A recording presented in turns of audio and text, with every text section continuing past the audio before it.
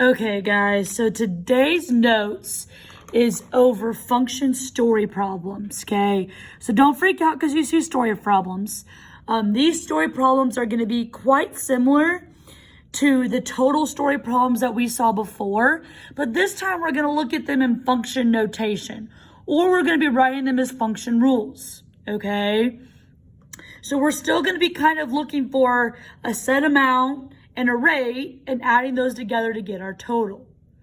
So looking at this first example, it says at Kroger, gas costs $2.44 per gallon. We want to write a function to represent the total cost to fill up a vehicle.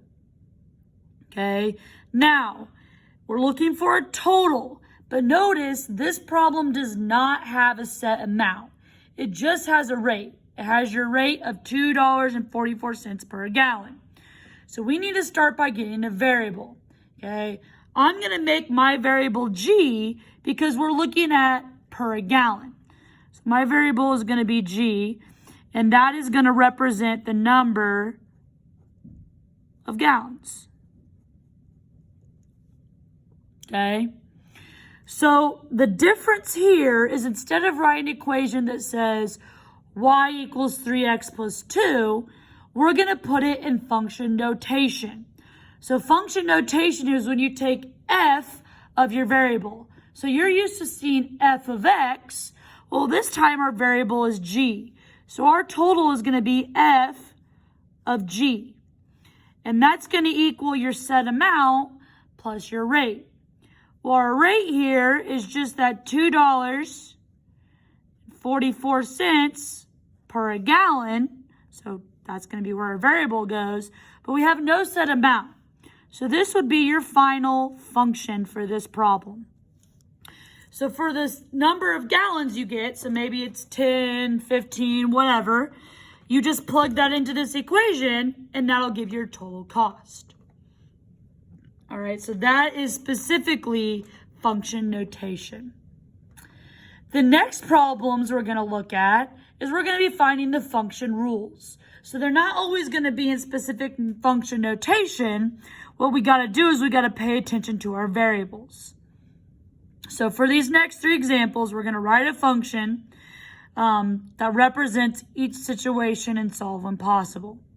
So example one says, the load L, so our load is being represented by L in pounds, of a wheelbarrow is the sum of its own 42-pound weight and the weight of each 4-pound brick. And these bricks are going to be represented by B that it carries. So this time, our total is this load, this L. So L is going to be our total, okay? And it's going to be set equal to our set amount plus our rate. The rate has to do with whatever something is per an item. So in this situation, our rate is this 4 pounds per brick, where B is our variable. And our set amount is this 42 pounds. So we're going to be taking 42 plus our rate, which is the 4 pounds per brick. So this right here would be your function rule. Now let's say they didn't give you that the load was represented as L. Let's say they just told you the load in pounds of a wheelbarrow is whatever. Well, if they don't give you the L, the function notation version, so let's say it asks for the function notation, would be written as, so the function notation, as I was saying, would be written as f of your variable, which is B, equals that 42 plus 4B.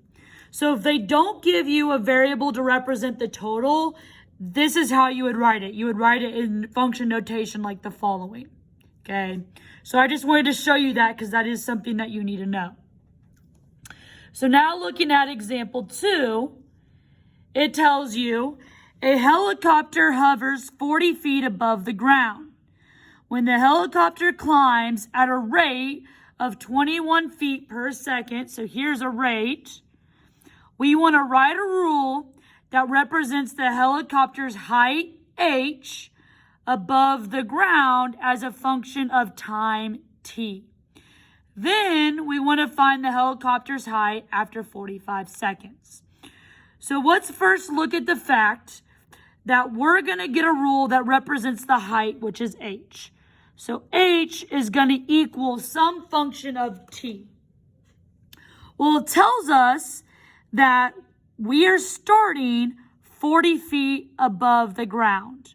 This is like our set amount. It's our set number. So we're starting 40 feet above the ground, but then we're going 21 feet per second. That's our rate. And our time is at t. So it's going to be 21t. Does that make sense? So the height, h, is what this whole function is representing. And we're starting 40 feet above ground, but then we're going plus 21 feet per second. So that would be your function rule. This is the function rule. If we want to find the height after 45 seconds, you want to plug in 45 for t. So the height after 45 seconds would be 40 plus 21 times 45. So you would just plug that in your calculator and you would get 985 feet. So there's your function rule. And then when we're finding the height after 45 seconds, we're plugging 45 in for t. Awesome. Okay. Last but not least, this is the last example we're going to do. Then you're going to do some on your own. So this example says the price P of ice cream is $3.50 plus 55 cents for each topping T. Okay. So this is the set amount.